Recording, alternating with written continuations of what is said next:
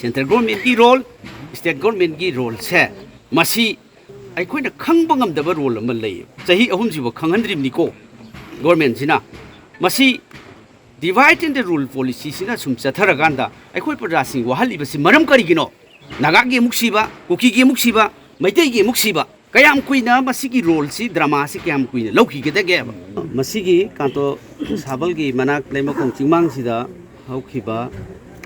कुइद्रिङैदा अखोइना yum तरुक मै चाखिबसे मसिगी मतंगदा कोई Congress party की येंजनजबा official लोइना लाक्जबनी मसिदा अखोइना थेंगनरिबसे प्रजा सिंहना शांति पामी अमसुंग मागी मागी मयुमदा हंजलगा लेबा पामी प्रॉब्लम सी करिनो हाइबदा सरकार की प्रॉब्लम सिनेबा सिक्योरिटी की अरेंजमेंट की प्रॉब्लम सिदने मयाम सिदे खना चैनबा पामदे अदगी मागी मागी मयुमदा हंजनबा पामी अदुगा लैरिबसी युम मै थारिबसी सिक्योरिटी की सेंट्रल फोर्स की लैरिबसी की फिर यांखैमुक सिदे सिदे सेंट्रल फोर्स की मोई पोस्ट से लैय अदु क्रमाइना युम सि मै से थारिनो अदु मयाम सि लैमखोंग चिंगमांगी प्रजा सिंह कांतो साबल मना की स्वाई की प्रजा सिंह दा मसिना मसिदा अखोइना सिक्योरिटी प्रोटेक्शन से पीदबगी ओइरम्मे अदु मयाम गवर्नमेंट दा अमसुंग मरी लेनबा अथॉरिटी दा हंगनिबदी युम मै चाखरकांदा मयाम सी वीआईपी सिंह दा ऑनरेबल चीफ मिनिस्टर अदगी कंसर्न अथॉरिटी पुलिस की मकोक थोंबसिंग लागा हंगबसि नतेब प्रजाना पामीबसिदी शांति लेबा अदगी युम कई ngakpiba miyoibagi punsi ngakpiba sine aduna maram orkanda chahi ahum se masi hena relief camp da leire aduga karamaina central ki force se phut yankhai adagi phut kun lapa jaga yum sidagi phut kun phut yankhai phut chama lapa jaga sida karamaina mai thajoroi no haibasi masi irang handa hanba nateba irang se amuk नेमथा की दोरेना इरांग से अमुक हवन बदौना थोए अदुना मसिदा लैरिबा central की force से Punjab regiment अदगी CRPF की सुलै अदुना मसि अखोइना मखोइगी negligence सिमदि अखोइना sports सिदा मफम सिदा थेंगनरे अदुना प्रजाना पाम्बिबसि हौजिक शांति ओइना लैनिबा सि पाम्बसिगी मरी लेना मखोइना पाम्बिबसे मसी लैरिबा सिक्योरिटी अरेंजमेंट से रिपोजिशन तब मफम होंदो होंजिन तौरगदी मखोइदा मसी सेफ तौगनी हाइन खली प्रोटेक्ट तौगनी हाइन खली लोइनाना मसी मरी लेनबो अथॉरिटी सिंदा अदगी गवर्नमेंट दा ऑनरेबल गवर्नर दा देन अदगी जीओसी दा जनरल ऑफिसर कमांड अखोइगी कमांडिंग दा अखोइ हाइबगी पोसी हुजिक मिकुपसिगी मतुंग दा अखोइ हाइनबो तौगनी लोइनाना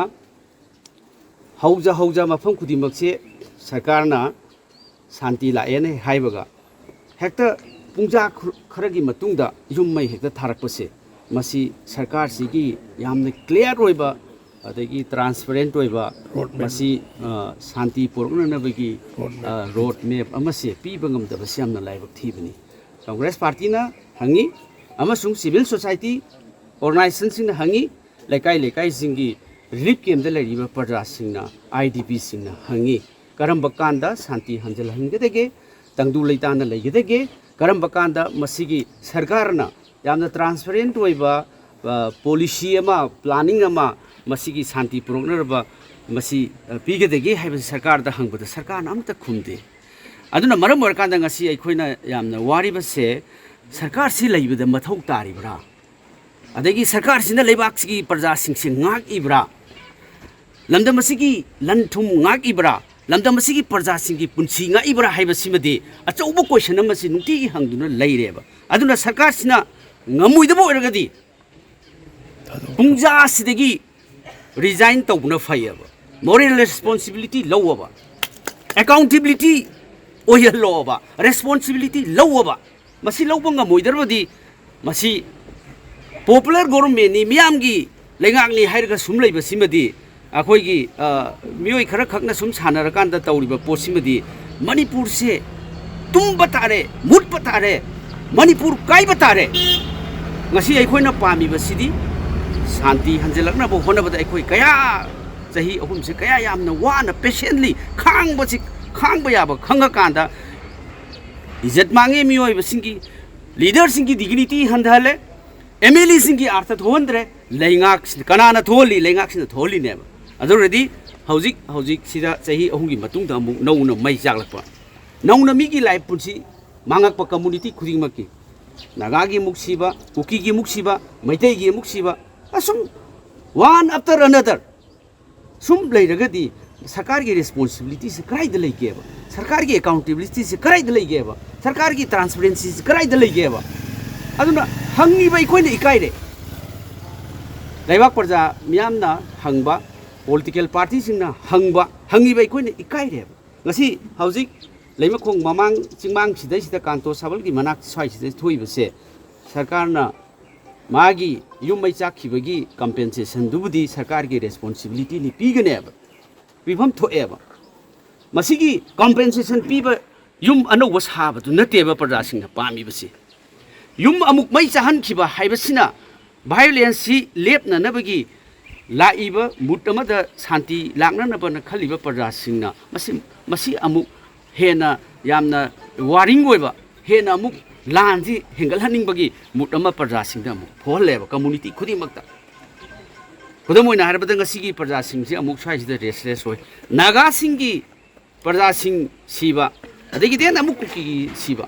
ngasi अखोय प्रजा पुनमंगना खमिनगबसे मसीगी सरकार लौरिबा रोल से सेंट्रल गवर्नमेंट की रोल स्टेट गवर्नमेंट की रोल से मसी अखोइना खंगबा ngमदबा रोल अमा लई चाही अहुम जिबो खंगहनद्रिमनिको गवर्नमेंट सिना मसी divide in the rule policy सिना सुम चथरगांदा अखोइ प्रजासिंग वहालिबसि मरम करिगिनो नागागी मुक्सीबा कुकीगी मुक्सीबा मैतैगी मुक्सीबा कयाम कुइना मसीगी रोल सि ड्रामा सि कयाम कुइना लौखिगेदगेबा ngasi अखोइना ngasi leimakhonggi चिंगमांग सिदा लाकपा कांतो साबल की सिदा अखोइना लाकपा सिदा मसी अखोइना गवर्नमेंट दा टूर प्रोग्राम अमा लौरगा लाकनबो होनबा सिदा नोंमा हेड वन डे हेड नोंमा वालिंगाइदा अखोइगी टूर प्रोग्राम दुदी नुमी हुमनी मरीगी ममांगदा थाबने अदो चीफ मिनिस्टर बरबब लामगा मफम सिदा करी पीबदु नतेबा अखोइना पामिसिदी अखोइना पामिबसिदी युम कैसे अमुक हना मई जहंदबदुने अदो होजिक्ति युम मईसी चाखरमिना प्रजासिंग की सेंटिमेंट सिदी तोंगानबा वाखलरोमदा अदुम चटखरेबा युम अनौबा मा साबिबदु नतेबा पाममिबति मसिदा रिलीफ केंद्र चाही अहुमेना खांगागा मसिगी हमागी ओरिजिनल युम सिदा लेरगा हंगिन पामना होजिक हेका opposite to the security force लेरे पंजाब अखोइगी रेजिमेंट लेरे अदगी खिदंग हाइदाबदा सीआरपीएफ लेरे अदगी मणिपुर पुलिस सु लेरे अदना होजिक्सी मसिनदी अखोइ गवर्नमेंट सिगी तौरिबा security law and order arrangement of the security मसिदी सुपाम पामद्रे मसिना मरम ओरकांदा सुम अखोइ सिनबा हानबा सि सुम थोनी